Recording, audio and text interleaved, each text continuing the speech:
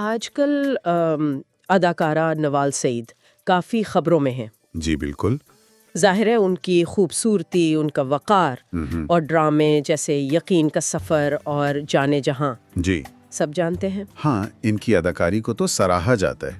لیکن حال ہی میں نا وہ اشنا شاہ کے شو آفٹر آورز میں آئیں. اچھا. اور وہاں انہوں نے اپنے آئیڈیل جیون ساتھی کے بارے میں کچھ باتیں کی. اچھا.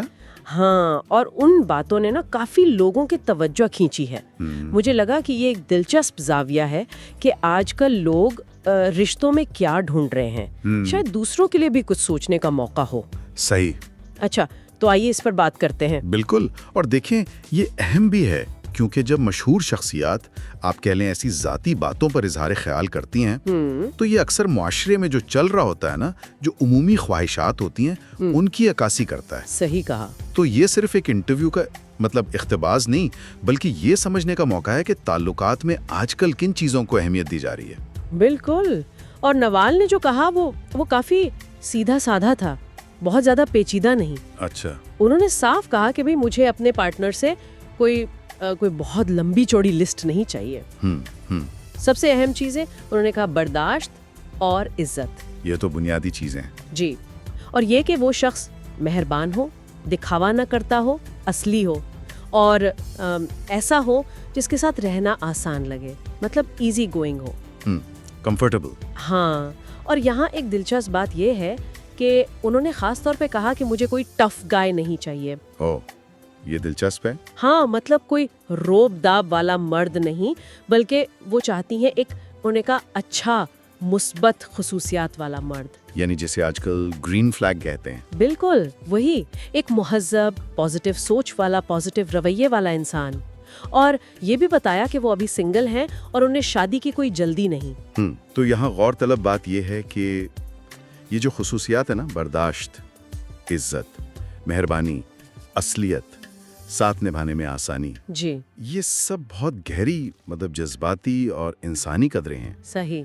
تو ایسا لگتا ہے کہ توجہ جو ہے وہ ظاہری چیزوں سے یا شاید سماجی رتبے سے ہٹ کر اس بات پر زیادہ ہے کہ دو لوگوں کے بیچ میں وہ ذہنی اور جذباتی ہم آہنگی کیسی ہے، ایک دوسرے کے لیے رسپیکٹ کتنی ہے. بالکل. اور یہ جو ٹف گائے کو رد کرنا ہے اور گرین فلیگ کی تلاش، اس بارے میں کیا کہیں گے؟ دیکھیں، یہ واقعی اہم نقطہ ہے.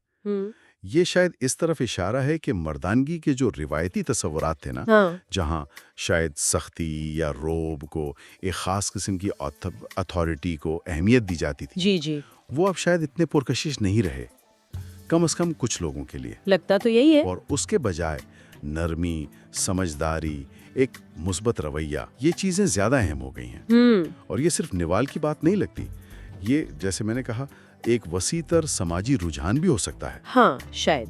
جہاں لوگ اب جذباتی ذہانت کو، باہمی احترام کو وہ زیادہ اہمیت دے رہے ہیں. یہ وہ چیزیں ہیں جن پر شاید بہت سے لوگ اب جیون ساتھی کا سوچتے ہوئے واقعی غور کرتے ہیں. تو اس سب کا کیا مطلب نکلتا ہے؟ اگر خلاصہ کریں تو نوال سعید بس ایک ایسا ساتھی چاہتی ہیں جو بنیادی طور پر ایک اچھا انسان ہو. بالکل بنیادی بات. عزت کرنے والا، برداشت کرنے والا، مہربان اور بناوٹ سے پاک، اصلی ہو. جی. اور وہ صحیح وقت کا انتظار کرنے کو تیار ہے.